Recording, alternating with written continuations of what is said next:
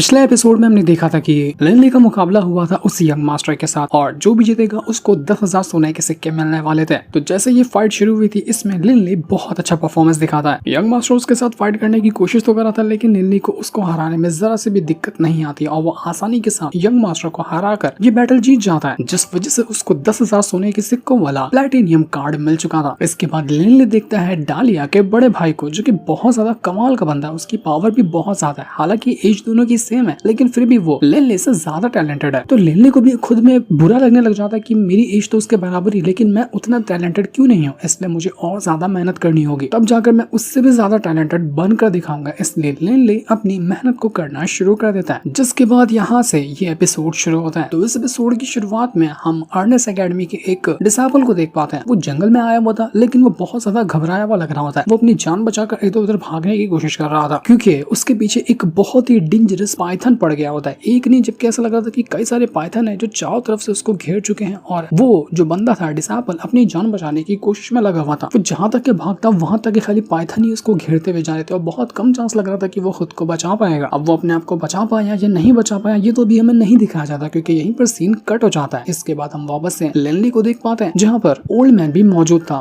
वो old man लिनली से कहता है कि तुम अगर डालिया के बड़े भाई से ज्यादा स्ट्रॉन्ग बनना चाहते हो ना तो सिर्फ एक दिक्कत है कि तुम्हारी मेंटल पावर उतनी ज्यादा स्ट्रॉन्ग नहीं है। मेरे पास एक मेथड है जिसके जरिए तुम अपने मेंटल पावर को स्ट्रॉन्ग बना सकते हो और उस टेक्निक का नाम है स्वॉर्ड स्कल्पचर। तो ये सुनकर लिनली हैरान रह जाता है कि स्कल्पचर वही है जिसको लकड़ियां या पत्थर को तराश कर बनाया जाता है, उसकी बात आप कर रहे हो क्या? किस तरह के स्कल्पचर की बात कर रहे हो? तो ओल्डमैन कहने लग जाता है कि देखो जिस स्कल्पचर की मैं बात कर रहा हूँ ना वो बहुत ज्यादा खास होने वाला है। नॉर्मल स्कल्पचर को बनाने के लिए कुल्हाड़ी और बहुत सारे टूल्स वगैरह लगते हैं लेकिन जिस तरह की मैं कार्विंग करता हूँ ना स्कल्पचर बनाने के लिए उसमें सिर्फ एक टूल का इस्तेमाल किया जाता है और उसके जरिए मैं इतनी बेस्ट कार्विंग बना सकता हूँ जितना कि कोई कितने सारे वेपन या टूल वगैरह को लेकर भी नहीं बना सकता। मेरा जो ये टैलेंट है ना जिस टेक्निक यानी कि स्वॉर्ड स्कल्पचर के बारे में जो मैं तुम्हें बता रहा हूँ वो इतना ज्यादा खास और एक्स्ट्राऑर्डिनरी है कि उसकी वैल्यू भी बहुत ज्यादा होती है। मतलब इसको सीख पाना किसी की भी बस की बात नहीं होती है। इसे सीखने में बहुत टाइम जाता है, बहुत मेहनत लगती है और अगर तुम सीख जाओ तो तुम एक बहुत ही वैल्यूएबल इंसान बन जाओगे। पर पता है दिक्कत क्या है कि मेरे जितने भी सामान वगैरह है ना वो बेसमेंट के अंदर कैद है जहाँ पर मैं पहले रहा करता था और इतना टाइम हो गया कभी मैं उस बेसमेंट के पास गया ही नहीं। तो जिस भी टूल के जरिए मैं यहाँ पर स्कल्पचर वगैरह बनाया करता था वो सब अब टूट चुके होंगे या खत्म हो चुके होंगे, मुझे उसके बारे में कुछ भी पता नहीं है। तभी तो आजकल की जनरेशन उस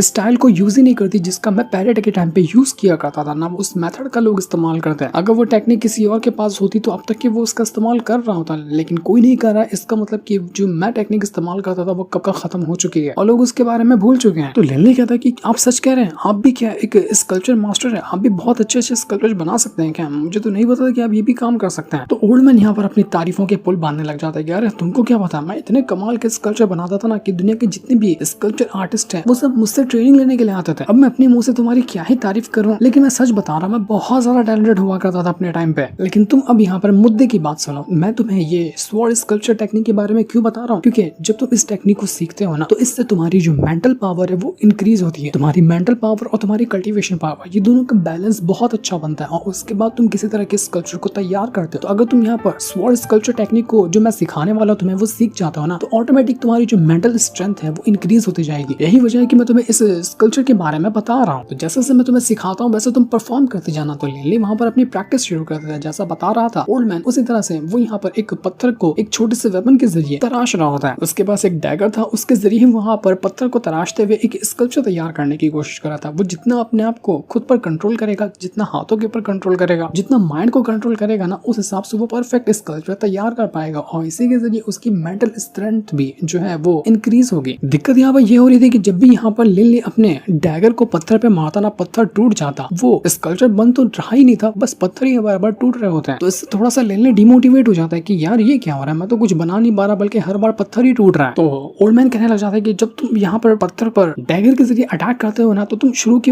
अटैक के ऊपर ध्यान मत देना। जब तुम्हारा जो आखिरी वाला वार होगा ना जो तुम करने वाले होगे पत्थर के ऊपर उसके ऊपर ज्यादा कॉन्सेंट्रेट करना क्योंकि वही सबसे मेन पार्ट होता है जो या तो तुम्हारे स्कल्पचर को तैयार करेगा या फिर तुमने जो बनाया है उसको डिस्ट्रॉय कर देगा। इसी तरह से मेंटल स्ट्रेंथ भी होती है। तुम्हें जब भी कोई अटैक करना होता है ना तो तुम्हें अपने मेंटल पावर के ऊपर इतना सटीक तरीके से ध्यान देना होता है कि वो तुम्हारी कल्टीवेशन से एकदम बैलेंस हो जाए। उसके बाद ही तुम जाकर बहुत अच्छी तरह से अपनी कल्टीवेशन को इंक्रीज कर पाओगे और अपनी पावर को भी इंक्रीज कर पाओगे और अटैक को भी स्ट्रॉन्ग कर पाओगे।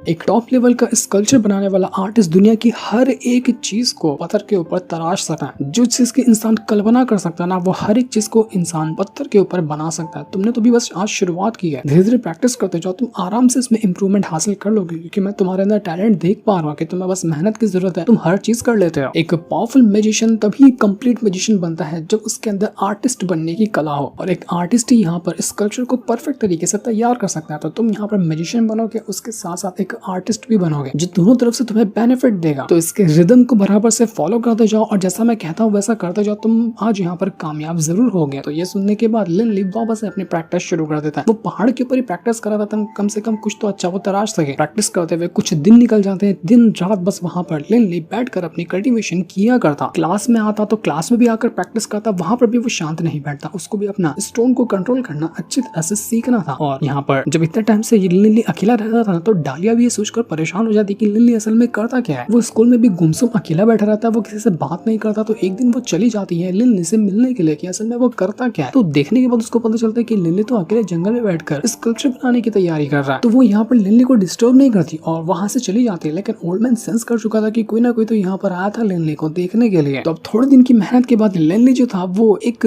चीज को तैयार करता है स्टोन के ऊपर, और वो था उसका वही पेट माउस। तो ये देखकर वो पेट माउस कहने लग जाता है कि ये क्या बवासीर बना दिया तुमने, ये इतनी गंदी चीज तुम्हें लगता है कि इतना गंदा मैं दिखता हूँ। तो लिन ली कहता है कि अबे यार झूठी ही तारीफ कर ले, कम से कम पहली बार बनाया, इतना तो चलता ही है ना। तो ओल्ड मैन जो था वो यहाँ पर लिन ली से कहना चाहता है कि ठीक है अच्छा बनाया तुमने, लेकिन और ज्यादा मेहनत करने की जरूरत है, और उम्मीद करता हूँ कि जितना तुम्हें पहली बार में तकलीफ हो रही थी उतनी ज्यादा अब कार्विंग बनाने में तकलीफ तुम्हें नहीं हो रही होगी। तुम्हारी मेंटल स्ट्रेंथ जो है ना पहले से इंक्रीज हो गई होगी, जिस वजह से तुम अपने डैगर को अच्छी तरह से चला पा रहे होगे। तो लिन ली कहता है कि हाँ आपने बिल्कुल सही कहा, मैं इस बार अपने डैगर को और अच्छी तरह से यूज कर पाता हूँ। पहले तो एक बार मारने में पत्थर टूट जाया करते थे, अब ऐसा नहीं होता है, ऐसा कम होता है। तो ओल्ड मैन कहता है कि कहा था ना मैंने, ये सब कमाल होता है मेंटल स्ट्रेंथ का। तुम्हारी जितनी मेंटल स्ट्रेंथ बढ़ रही है ना, उतना ही तुम्हारा कंट्रोल आ रहा है तुम्हारे डैगर के ऊपर, तुम्हारी कल्टीवेशन के ऊपर, तुम्हारे अटैक वगैरह के ऊपर। ये सारी चीज का कमाल सिर्फ मेंटल स्ट्रेंथ के जरिए ही होता है। जितनी कमाल की वो होगी, तुम्हारा हर चीज अपने आप बैलेंस में होता जाएगा। तुमने इतने दिन से मेहनत की है, तुमने स्कल्पचर बनाने का बेसिक तो बहुत अच्छे से सीख लिया, लेकिन जितना तुम कह रहे हो ना कि तुम्हें बहुत जल्दी स्ट्रॉन्ग बनना है, तो अगर उस हिसाब से कहूँ तो अभी तुमने बहुत कम सीखा है। अभी तुम्हें और भी कहीं गुना ज्यादा मेहनत की जरूरत है, इसलिए मेहनत करते जाओ। मुझे उम्मीद है कि तुम बहुत जल्दी बहुत आगे निकलोगे। तो वैसे ही टाइम काफी ज्यादा निकल चुका था और छुट्टियां आ चुकी थी, मतलब जैसे गर्मियों की छुट्टियां होती है ना, वैसा यहाँ पर टाइम आ चुका था। तो लिन ली के जितने भी कुछ दोस्त वगैरह थे वो लोग यहाँ से अपने अपने घर को जा रहे थे ताकि छुट्टियां बिताकर वो वापस क्लास में आएंगे। तो वो लिन ली से भी कहते कि तुम नहीं जाने वाले क्या? तो लिन ली कहते कि नहीं मैं नहीं जाने वाला, जाना और वापस आना बहुत ज्यादा टाइम कंज्यूमिंग है, इतने टाइम को मैं यूटिलाइज कर लूंगा अपनी कल्टीवेशन इंक्रीज करने में। तो जैसे यहाँ पर ये लोग जा रहे थे ना, तभी वहाँ पर सामने से कई सारे डिसाइपल आने लग जाते हैं, जिनमें एक चीफ डिसाइपल भी था। चीफ डिसाइपल वही जिसको हमने एपिसोड के शुरू में एक पाइथन से लड़ते हुए देखा था। उसके पीछे और भी कई सारे डिसाइपल होते जो कि इतने ज्यादा इंजर्ड थे कि जिसमें से कुछ मर चुके थे और कुछ तो ऐसे इंजर्ड थे कि शायद वो ठीक भी नहीं हो पाएंगे। तो देखकर सभी लोग हैरान हो जाते कि ये क्या हुआ, इन डिसाइपल की ऐसी हालत किसने कर दी। लोग कहने लग जाते हैं कि मॉन्स्टर माउंटेन है ना, वहाँ पर इन लोगों को भेजा गया था और लगता है कि वहाँ पर कुछ ना कुछ तो खतरा हुआ, इस वजह से इनकी ये हालत हुई है। ये ले अपने बाकी दोस्तों से कहना चाहते हैं कि तुम लोगों को घबराने की जरूरत नहीं है, ये अभी हमको नहीं मिलेगा मॉन्स्टर माउंटेन पे जाने के लिए। ये लोग जो आगे के क्लास के हमारे सीनियर वगैरह है ना, उनको मौका मिलता है मॉन्स्टर माउंटेन पे जाने का, वहां जाकर ट्रायल कंप्लीट करने का। जब हम अपना 5th सेमेस्टर कंप्लीट कर लेंगे ना, तब जाकर हमें ये चांस मिलेगा और हमें मॉन्स्टर माउंटेन पे जाकर अपने ट्रायल को कंप्लीट करना पड़ेगा आगे सेमेस्टर के लिए। तो अभी से टेंशन मतलब इस चीज की। तुम ओल्डमैन यहाँ पर लिन ली से कहना चाहता है कि तुम देख रहे हो इन सारे डिसाइपल को, इनकी कितनी बुरी हालत हुई है, लेकिन फिर भी इनके अंदर हिम्मत है और इन्होंने ट्रायल के अंदर जाकर अपनी काबिलियत को दिखाया। तुम्हें भी वहां पर जाने का मौका मिलेगा, इसलिए तुम्हें भी तैयार होना होगा। तुम इतने कमजोर तो नहीं हो कि तुम इस तरह से वापस लौट कर आओगे, मुझे उम्मीद है कि तुम ट्रायल को पूरा करोगे। तो लिन ली भी कहता है कि लगता है कि अभी और जल्दी ब्रेक थ्रू करना पड़ेगा, अब तो लगता है कि बहुत जल्दी टाइम आने वाला है उस मॉन्स्टर माउंटेन पे जाने का। तो अब देखते देखते हमें करीब 3 साल बाद का सीन दिखाया जाता है। इन 3 सालों के अंदर लिन ली ने इतना ज्यादा प्रोग्रेस हासिल कर लिया था कि अब वो बहुत सारी चीज को उन पत्थरों के जरिए तराश कर बता सकता है। वो किसी भी तरह चीज को अब बनाना सीख चुका था स्कल्पचर में, चाहे वो कितना भी मुश्किल क्यों ना हो। वो जो अब बनाता एकदम परफेक्शन के साथ बनाता, मतलब कि उसकी मेंटल स्ट्रेंथ जो है ना वो बहुत ज्यादा इंक्रीज हो चुकी है। इसी वजह से वो इतनी अच्छी नक्काशी कर पा रहा है पत्थरों के ऊपर। लिन ली कहने लग जाता है कि लगता है कि मैंने काफी कुछ सीख लिया। तो ओल्ड मैन कहता है कि हाँ तुमने बिल्कुल सही कहा, तुम्हारी अब जो स्कल्पचर तैयार हुई है ना वो इतनी ज्यादा कमाल की हो चुकी है कि तुम उसको बेचने पे लगाओगे तो काफी महंगी बिकेगी। और अब मैं यहाँ पर तुम्हें कॉन्ग्रेचुलेट करना चाहता हूँ कि तुमने ये जो स्वॉर्ड स्कल्पचर टेक्निक के बारे में मैंने तुम्हें बताया था ना, उसको एकदम अच्छी तरह से सीख लिया है, वो भी सिर्फ 3 साल के अंदर। और इसकी वजह से तुम्हारी जो मेंटल स्ट्रेंथ है ना वो काफी ज्यादा इंक्रीज हो चुकी है। तुम चाहो तो सामने वाले पहाड़ को तोड़कर दिखा सकते हो, अपने मेंटल स्ट्रेंथ के जरिए। तो लिनली वहां पर अपनी मेंटल स्ट्रेंथ को एक्टिवेट करता है और अपने उसी छोटे से डैगर का इस्तेमाल करता है, जिस वजह से उसने सच में आधे से ज्यादा पहाड़ को तोड़ दिया था सिर्फ इतने छोटे से डैगर के जरिए। जो कमाल था उसके मेंटल स्ट्रेंथ का, यानी कि अब लिनली पहले से काफी ज्यादा स्ट्रांग हो चुका है।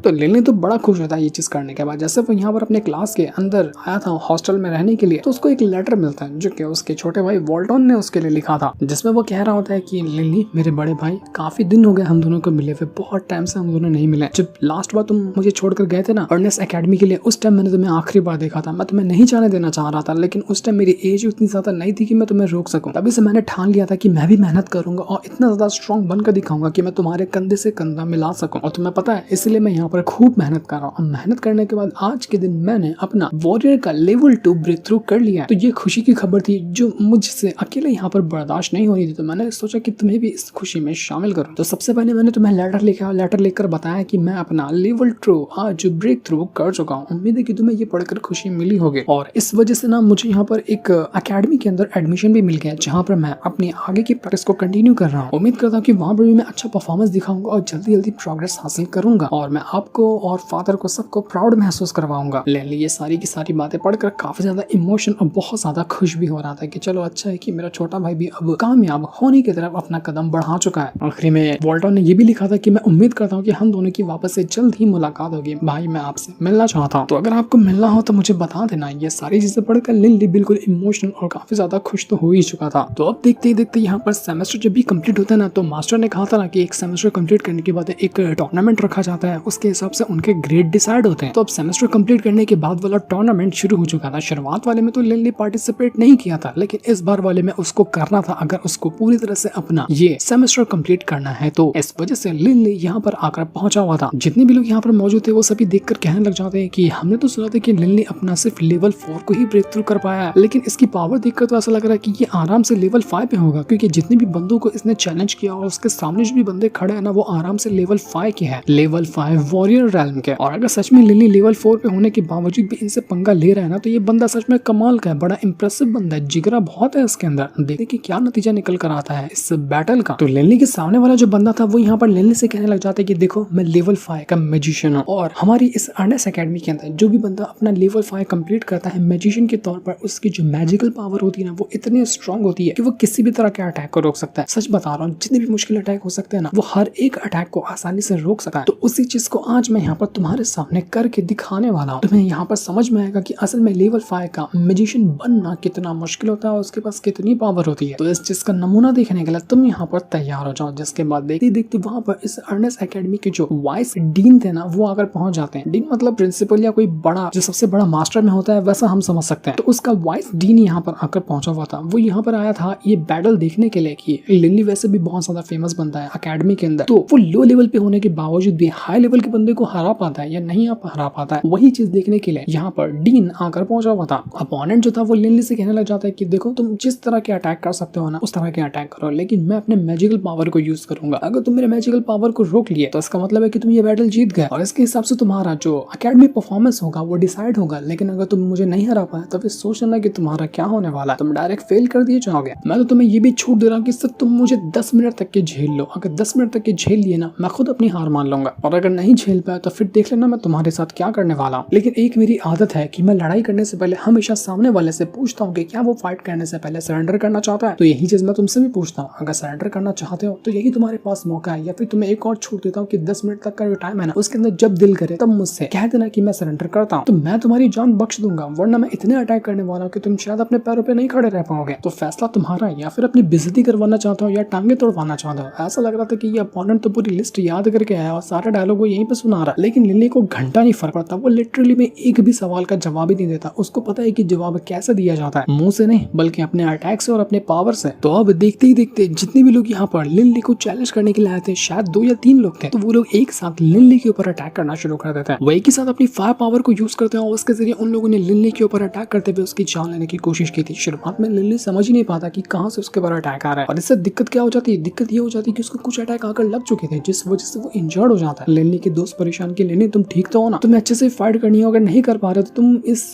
फाइट में सरेंडर कर दो। लेकिन लिनली कहाँ मानने वाला था, वो तो अभी बस फाइट को शुरू ही किया था। वो अपनी पावर का यूज करते हुए उनके अटैक को रोकने की कोशिश में लगा होता है। उनके जो फायर अटैक थे ना वो बहुत ज्यादा स्ट्रॉन्ग थे, इतने स्ट्रॉन्ग कि जिनको रोक पाना बहुत ज्यादा मुश्किल हो रहा था लिनली के लिए। लेकिन लिनली आराम से उनके अटैक को डिस्ट्रॉय कर जाता।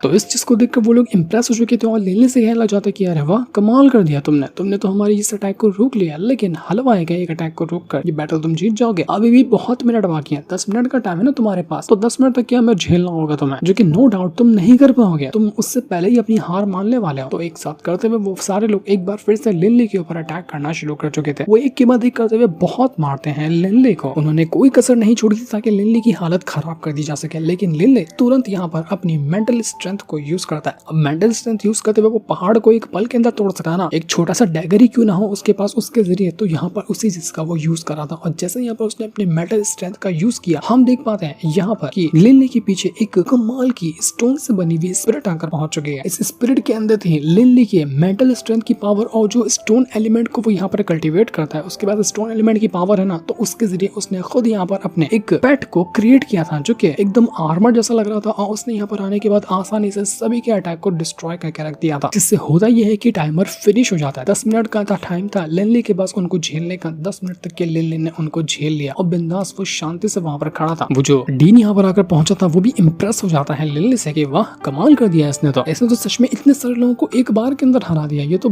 लाजवाब बंदा है। और ये होने के बाद लिनली का यहाँ पर ब्रेक थ्रू भी हुआ था, जिस वजह से वो लेवल 5 का मैजिशियन बन जाता है। और इसके साथ उसने एक हिस्ट्री क्रिएट की थी। हिस्ट्री ये थी कि अर्नेस्ट एकेडमी का सबसे कम एज वाला लेवल 5 का मैजिशियन, क्योंकि उसके सामने जितने भी बंदे मौजूद थे वो लोग आराम से 25-30 साल के आसपास होंगे। लेकिन अपना लिनली अभी तक के 18 साल का भी नहीं हुआ था और उसने लेवल 5 का मैजिशियन खुद को बनाकर दिखाया। यही रिकॉर्ड था अब लिनली के नाम पे। तो सारे के सारे उसके दोस्त तो खूब जमकर पार्टी करते हैं कि आज तो हमारी पार्टी जाएगी लिनली के ऊपर। लिनली यहाँ पर अपने दोस्तों से कहने लग जाता है कि देखो हमने यहाँ पर इतना तो मेहनत करी ली है, तो तुम लोगों का तो पता नहीं, लेकिन अब मैंने डिसाइड किया है कि मैं जाऊंगा उस मॉन्स्टर माउंटेन के ऊपर। मैं लेवल 5 का मैजिशियन तो बन चुका हूँ और क्राइटेरिया यही है कि जो लेवल 5 का मैजिशियन होता है उसी को मॉन्स्टर माउंटेन में जाने की परमिशन होती है। तो मैं सोच रहा हूँ कि मैं वहां पर जाऊँ और देखूं कि वो नजारा कैसा हो सकता है। उसके दोस्तों बिल्कुल शराब में एकदम चूर थे, नशे में डूबे हुए थे। तो वो कहना चाहते कि ठीक है मेरी जान को जाना तो तू चला जा मॉन्स्टर से फाइट करके, हम तो यहाँ पर नशा करके बस पड़े रहेंगे, हमसे तो उठा नहीं जा रहा। अब तो लिनली अपने दोस्तों को वहीं पर छोड़ता है और उनको वहां पर छोड़ने के बाद वो वहां से चला जा चुका था कि चलो तुम लोग यहाँ पर आराम करो, मैं भी चलता हूँ यहाँ से। क्योंकि लिनली ने पूरा मन बना लिया था कि वो जाकर देखेगा मॉन्स्टर माउंटेन के ऊपर कि असल में वो जगह है कैसी, वहां पर क्या खास बात है, किस तरह की वो जगह है और आखिर क्यों वो जो चीफ डिसाइबल है बाकी सारे लोग वहां पर गए थे इतना बुरी तरीके से इंजर्ड होकर वापस आए। लिनली को वहां पर कुछ ना कुछ अपॉर्चुनिटी नजर आ रही थी, इसलिए वो यहाँ पर ऐसे शांत नहीं बैठेगा। उसको अब किसी भी हालत में उस मॉन्स्टर माउंटेन के ऊपर जाकर ही रहना है। तो जैसे लिनली ने ये फैसला किया था ना, डालिया लिनली से कहने लग जाती कि लिनली क्या तुमने अपना पूरी तरह से मन बना लिया है कि तुम मॉन्स्टर माउंटेन पे जाने वाले हो? देखो वो जगह बहुत खतरनाक है, तो तुम सच कह रहे हो ना कि तुमने पूरी तरह से मन बनाया है या फिर खाली जोश में आकर ये फैसला कर रहे हो? तो लिनली कहता कि अरे मुझे तो ये नहीं पता कि तुमको कैसे पता चला कि मैं सच में यहाँ पर उस मॉन्स्टर माउंटेन पे जाने वाला हूँ। मैंने तो अपने दोस्तों के अलावा दोस्तों को भी ढंग से नहीं बताया था, तो तुमको कैसे पता चल गया? तो यहाँ पर कहने लग जाती है डालिया कि तुम इतनी जल्दी अपना ब्रेक थ्रू करने में लगे हुए थे और तुम्हें लेवल 5 का मैजिशियन बनना था। लेवल 5 का जो मैजिशियन होता है वही यहाँ पर मॉन्स्टर माउंटेन पे जा सकता है। तो इसका एक ही रीजन हो सकता है ना कि तुम्हें वहां पर जाना था, इसलिए तुम इतनी ज्यादा मेहनत कर रहे थे। इस वजह से मैंने ये अंदाजा लगाया और देखो मेरा अंदाजा बिल्कुल सही निकला। तुम जो करते हो ना, तुम्हारी हरकत में बहुत अच्छे से पहचान लेती हूँ, मुझे समझ में आ जाता था कि तुम क्या सोचने वाले हो, क्या करने वाले हो। अब तुम्हारे साथ रहूंगी तो इतना तो मुझे समझ में आ ही जाएगा तुम्हारे बारे में। तो ये सुनकर लिनली हैरान भी रह जाता है, खुश भी हो जाता है कि चलो तुम्हें कुछ तो समझ में आता है मेरे बारे में, वरना वैसा तो मुझे कोई पहचानने वाला, कोई समझने वाला है ही नहीं। वो एक बंदे का बैज भी उसको देती है और कहना चाहती कि इस शियाओ को ना अपने साथ ले जाना। इसका दिल बहुत ज्यादा टूट गया है, तो तुम उसको साथ ले जाओगे, कुछ नया एक्सपीरियंस करने मिलेगा तो उसको अच्छा लगेगा, वरना अकेले पड़े पड़े तो उसका दिमाग खराब हो जाएगा। हो सकता है कि वो अपने बड़े भाई की बात कर रही होगी। वो कहती कि इसको पता है कि कौन तुम्हारे दुश्मन होंगे और कौन तुम्हारा दोस्त होगा उस मॉन्स्टर माउंटेन के ऊपर, तो